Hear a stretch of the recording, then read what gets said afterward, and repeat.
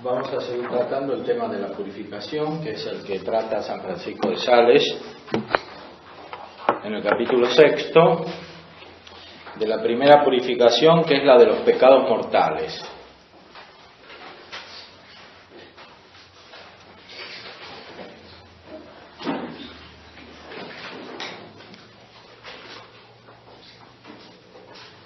La primera purificación que se necesita es la del pecado, la cual se hace por el santo sacramento de la penitencia. Busca el confesor más a propósito que puedas. Sírvete de alguno de los libros que están escritos con el fin de ayudar las conciencias para confesarse bien, como son Granada, Bruno, Arias, Auger. Especialmente Fray Luis de Granada, que es un autor español, dominico del siglo XVI, que se llama La Guía de Pecadores, que es muy útil leer. Lee bien y nota punto por punto en qué has caído desde que tienes uso de razón hasta la hora presente, y si acaso desconfías de tu memoria, ve apuntando por escrito lo que notes.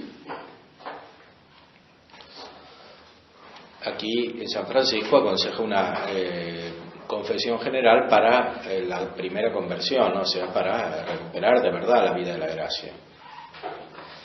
Entonces hace falta considerar todo el conjunto de la vida, sobre todo porque cuando se cayó en muchos pecados después se deteriora la capacidad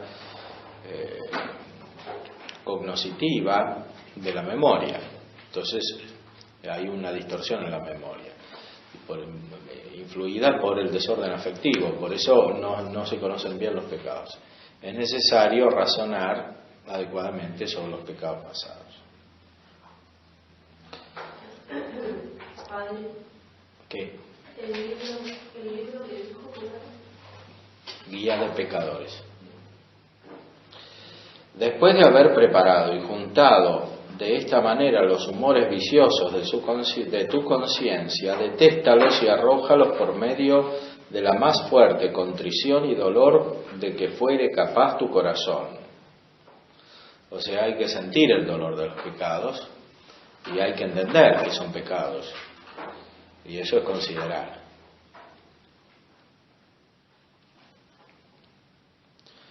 Considerando estas cuatro cosas, esto es lo que hay que meditar para tener dolor de los pecados. Que por el pecado has perdido la gracia de Dios.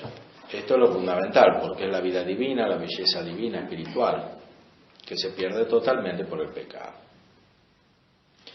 Has sido despojada del derecho de la gloria, o sea, de la bienaventuranza eterna. Con el pecado no se puede entrar en la vida eterna.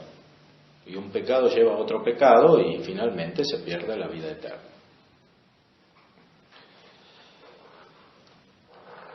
Y también se pierde la felicidad en este mundo finalmente, no solo la vida eterna. Has aceptado las penas eternas del infierno. Las penas del infierno son la privación de la visión de Dios y la pena del sentido, porque después de la resurrección los que están en el infierno sufren no solo con el alma, sino también con el cuerpo. Y has renunciado al amor eterno de tu Dios. Bien ve, Filotea, que voy hablando de una confesión general de toda la vida, la cual, a la verdad, confieso que no siempre es absolutamente necesaria, pero también juzgo que te será sumamente útil en el principio, y que por esto te lo aconsejo con tanto encarecimiento. Sobre todo al principio de la vida espiritual es muy necesaria la confesión, especialmente cuando alguien se tiene que convertir de los pecados. Sucede muy comúnmente que las confesiones ordinarias de los que viven una vida común y vulgar están llenas de grandes defectos. Bueno, hoy mucha gente ni siquiera se confiesa. Pero los que se confiesan, dice San Francisco de Sales, se confiesan con muchos defectos, que enseguida pone.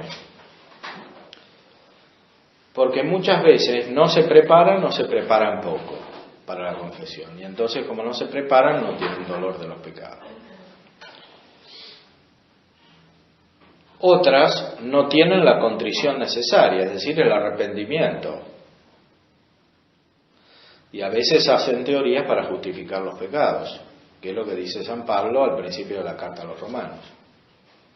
Que los gentiles, no solamente los paganos, no solamente aprueban, no solamente hacen estas cosas, sino que aprueban a los que las cometen, o sea que hacen teoría sobre eso.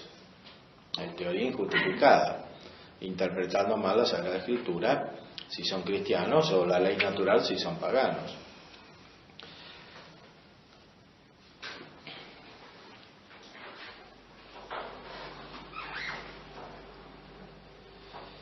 No tienen la contrición necesaria y muchísimas veces van a confesarse con tácita voluntad de volver al pecado. Es decir, van a confesarse sabiendo que van a seguir haciendo lo mismo. Y entonces la confusión es inválida, no sirve. Y no solo que es inválida, sino que es otro pecado más. Porque es un atentado contra el sacramento, por la mala conciencia que no desaparece. O sea, es usar un sacramento para el mal.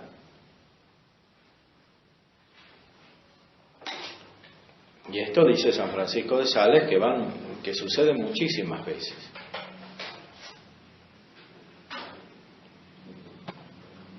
Van a confesarse con la tácita voluntad de volver al pecado. Porque no quieren evitar la ocasión de él, poner los necesarios para la enmienda de la vida. Porque tan importante como evitar el pecado es evitar las ocasiones de pecado. Si alguien sabe que una determinada circunstancia, situación lo lleva al pecado, tiene que evitarla como el mismo pecado.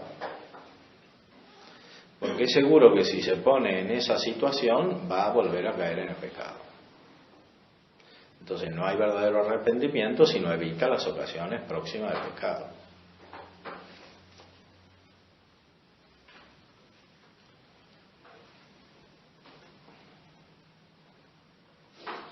Pero además hay que poner los medios para cambiar la vida, que son medios positivos como la oración, la recepción fructífera de los sacramentos, la penitencia y la dirección espiritual, que está en la base de todo que puso antes. Y la lectura espiritual y además el estudio de la Sagrada Escritura, especialmente de los Evangelios.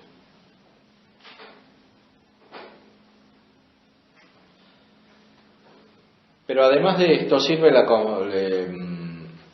y en todos estos casos es necesaria la confesión general para asegurar la conciencia, o sea, para que la conciencia esté tranquila.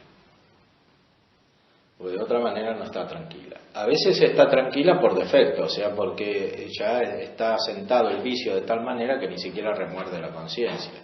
Pero eso es peor. Mejor es que remuerda la conciencia, porque entonces se puede cambiar. Y el ángel bueno hace remorder la conciencia. Y el sacerdote bueno también, porque es como un ángel, como dijo. Entonces, el ángel, dice San Ignacio, hace remorder la conciencia cuando el alma está adormecida.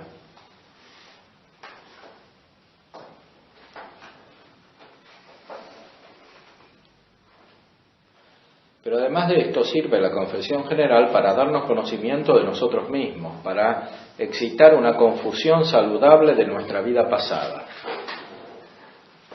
Confusión quiere decir varias cosas. O sea, primero que todo que alguien está confundido, porque antes estaba tranquilo con su vida pasada y después se confunde, no entiende si estaba bien o estaba mal. Y después se le aclara la conciencia y está seguro de que estaba mal. Y después de que cambia, Dios lo ilumina, está seguro de que tenía que cambiar y que ahora está bien, habiendo rechazado lo malo que tenía antes. Confusión saludable de nuestra vida pasada para llenarnos de admiración a la vista de la misericordia de Dios. Porque antes no se ve la misericordia de Dios, porque de alguna manera se cae en una especie de herejía, como había dicho antes, respecto de los estados de vida. Y la herejía es pensar que Dios no puede cambiar la vida de uno, que la misericordia de Dios no lo puede alcanzar. Eso es una especie de herejía porque va contra los atributos divinos. Porque Dios es omnipotente, bueno y es misericordioso. Entonces puede alcanzar efectivamente a todos.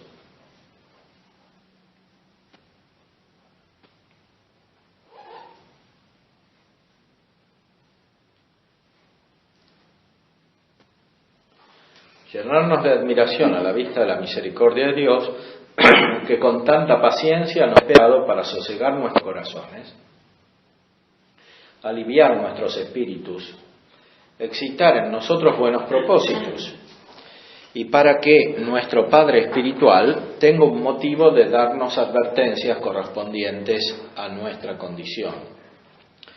Y sirve también para abrir nuestro pecho para que, llenos de confianza, nos declaremos bien en las confesiones siguientes. O sea, la confesión general es como una base de las confesiones siguientes, porque si uno dice de verdad todo lo que hizo antes, después le resulta más fácil confesarse cada vez. Por todo lo cual, tratándose de una renovación general del corazón y de una conversión universal de nuestra alma a Dios por medio de la vida devota, me parece que con justa razón te aconsejo, Filotea, que hagas confesión general. Y después, en el capítulo siguiente, explica la segunda purificación, que es del afecto al pecado. Porque alguien puede haberse confesado y liberado de los pecados y tener todavía afecto al pecado, o sea, nostalgia de lo que hizo antes, o también de otros pecados, porque cuando la imaginación no está sana, se produce también una distorsión que puede causar afecto a nuevos pecados, incluso sin que se cometan. De la segunda purificación, que es del afecto al pecado. Todos los israelitas salieron de Egipto en el efecto, pero no todos con el afecto. Y por esto muchos de ellos echaban de menos en el desierto las cebollas y carnes de Egipto. San Juan de la Cruz también hace esa comparación cuando habla del avance en la vida espiritual.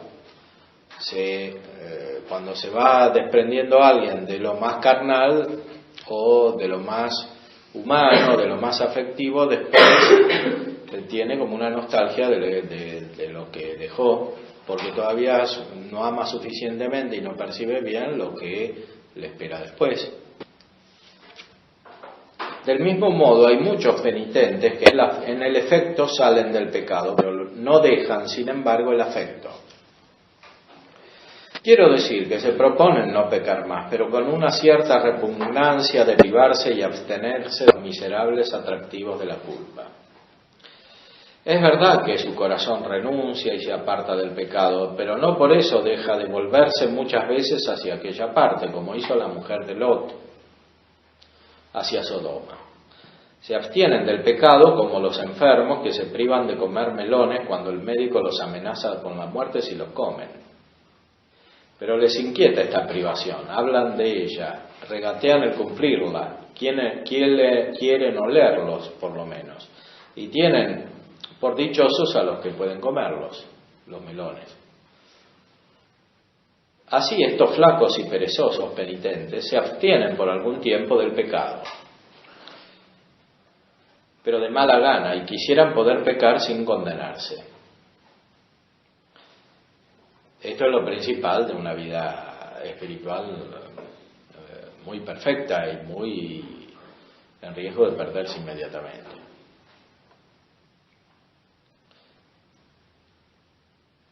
Hablan con afición y gusto del pecado y miran como dichosos a los que lo cometen.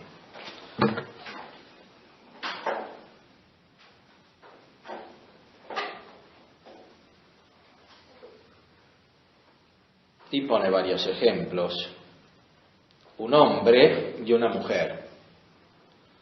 Pone un pecado más típico de hombre y otro de mujer. Un hombre, por ejemplo, resuelto a vengarse, mudará de voluntad en la confesión. Pero poco a poco lo veremos entre sus amigos complaciéndose en hablar de su queja, diciendo que si no hubiera sido por el temor de Dios, hubiera hecho esto y lo otro, y que la ley divina, particularmente en este artículo de perdonar, es ardua, que ojalá fuera lícito vengarse. ¿Quién no ve que este pobre hombre, aunque esté fuera del pecado, está sin embargo enredado en el afecto de él, y que estando efectivamente fuera de Egipto aún no lo está con el deseo, pues lo tiene de los ajos y cebollas que ahí solía comer? En el mismo caso se halla la mujer que después de haber detestado sus ilícitos amores, se complace, sin embargo, en que la celebren y la obsequien. Ay, qué peligroso es el estado de todos estos. Puesto, Filotea, que quieres emprender la vida devota, no solo necesitas dejar el pecado, sino también purificar enteramente tu corazón de todos los afectos que dependen del pecado. Porque, además del peligro que con eso tendrías de volver a recaer, estos miserables afectos mantendrían perpetuamente enfermo tu espíritu y lo agravarían de tal modo que no podría practicar las buenas obras con prontitud, diligencia y frecuencia, en lo cual consiste sin duda la verdadera esencia de la devoción. Es decir, que cuando no está la devoción, el alma está enferma. La psique, es decir, el alma está enferma. Esto es la enfermedad psíquica, en el sentido propio del término. Es una enfermedad espiritual que primero está en la voluntad y después está en las otras potencias, porque cuando la voluntad está enferma, después se enferma también la afectividad, se enferma la imaginación y después se enferma también el cuerpo. Todo está enfermo, porque la persona es una unidad. Si el alma, que es la parte principal del hombre, está enferma, está enfermo todo el hombre, toda la persona. Y no se puede curar la persona, ni del cuerpo, ni de la imaginación, ni de los afectos, sin que se cure el alma.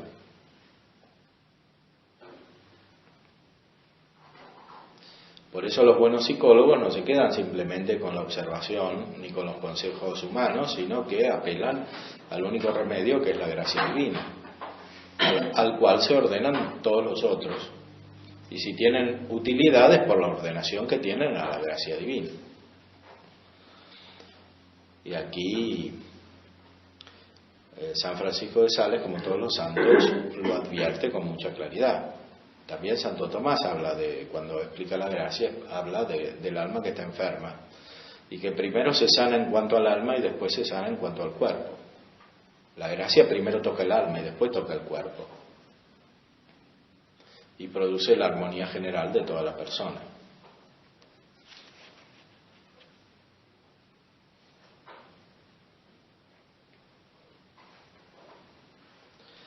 Pudieran, en mi juicio, compararse estas almas, que después de haber salido del pecado tienen aún semejantes afectos y languideces, a doncellas que padecen opilación, que parece ser una especie de depresión, las cuales, que no están enfermas, todas sus acciones son de enfermas. Comen sin gusto, duermen sin reposo, ríen sin alegría. Y más podemos decir que van arrastrando que no caminando. Son como chicas enfermas, dice, los que están en el pecado, o los que salieron del pecado pero no están resueltos. Entonces no comen, no duermen, se ríen sin alegría. Del mismo modo, estas almas, practicando lo bueno con tanta flojedad espiritual, quitan toda la gracia a sus piadosos ejercicios, que son pocos y de poco valor. Es decir, suponiendo que tengan vida espiritual, si no dejan el afecto del pecado, se van como arrastrando, ¿no? Caminando. Y entonces todo lo que hacen, lo hacen con desgano, con sufrimiento. Tienen depresión, están enfermos. Para salir de la enfermedad hay que practicar la virtud de la fortaleza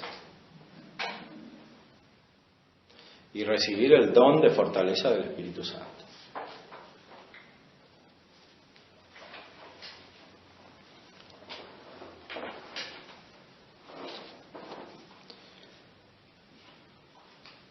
Después se explica el medio para hacer esta segunda purificación. El primero y fundamental medio de esta segunda purificación es un conocimiento del gran mal que acarrea el pecado, tan vivo y eficaz, que excita en nosotros contrición profunda y vehemente. O sea, esta persona debe entrar en crisis, porque si no entra en crisis todavía no puede reaccionar. Todavía está enferma, no puede salir.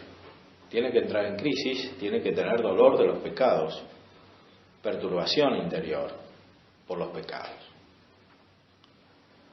Pues así como la contrición, si es verdadera, por pequeña que sea, nos purifica suficientemente del pecado, sobre todo cuando va unida con la virtud de los sacramentos, así también cuando es grande y vehemente nos purifica de todas las aflicciones que dependen del pecado. Sobre todo cuando un aborrecimiento y rencilla pequeña y débil nos hace mirar con repugnancia a la persona que aborrecemos y huir de su trato. Pero si es un rencor mortal y violento, no solamente huimos y aborrecemos al sujeto contra quien le tememos, sino también miramos con disgusto y no podemos sufrir la conversación de sus allegados, parientes y amigos, ni mirar su retrato ni ver cosa que tenga relación con él. A este modo, cuando el paciente penitente aborrece el pecado con una ligera aunque verdadera contrición, se resuelve de veras a no pecar más.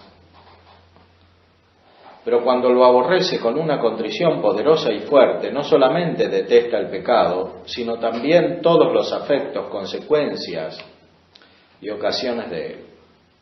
Es necesario, pues, Filotea, acrecentar, cuanto sea posible, nuestra contrición y arrepentimiento, para que se extienda hasta la más mínima cosa que pertenezca al pecado.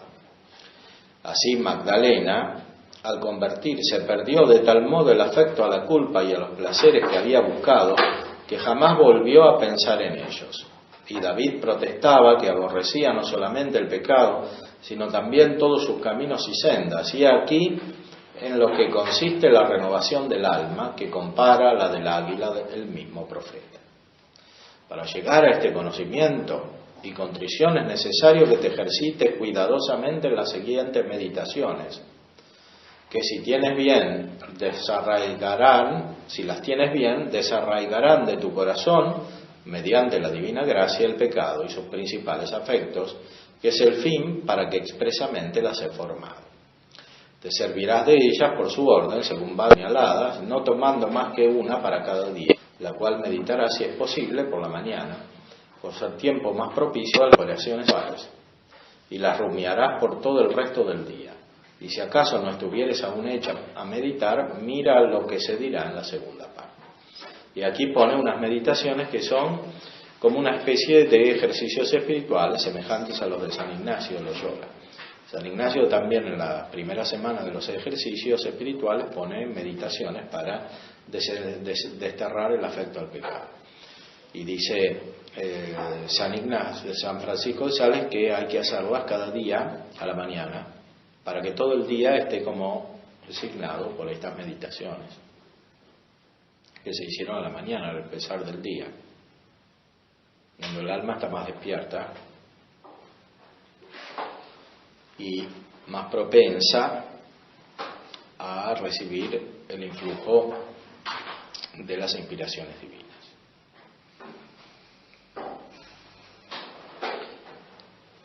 Sería muy bueno que pudiesen leer estas meditaciones después de salir del retiro.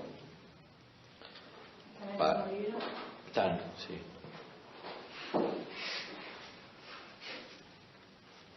Y después sigue con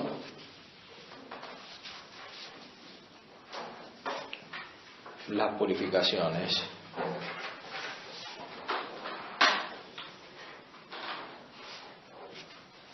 Y antes pone una protestación auténtica que se graba en el alma la resolución de servir a Dios y se concluyen los actos de penitencia. O sea, cuando están bien hechas las meditaciones y el alma destierra el pecado, entonces puede expresar de esta manera, que propone él aquí en el libro, cómo está determinada.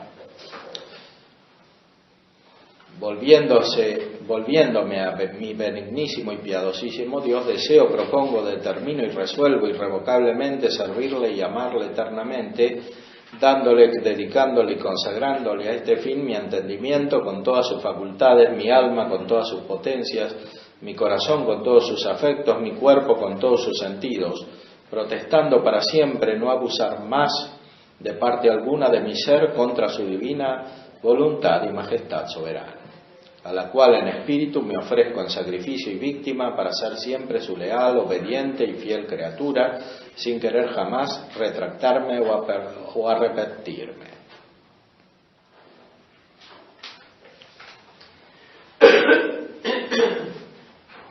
Etcétera. Aquí pone toda una fórmula solemne, larga, de todo un capítulo, que sin embargo debe estar precedida por la meditación real, o sea, por ejercicios reales del alma.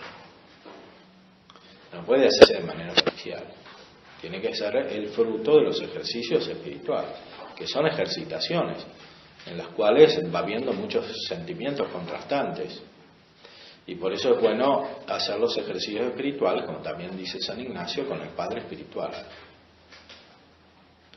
Porque solo uno se puede confundir en los sentimientos que vienen, que son muchos, cuando el alma se resuelve a detestar el pecado y a servir a Dios.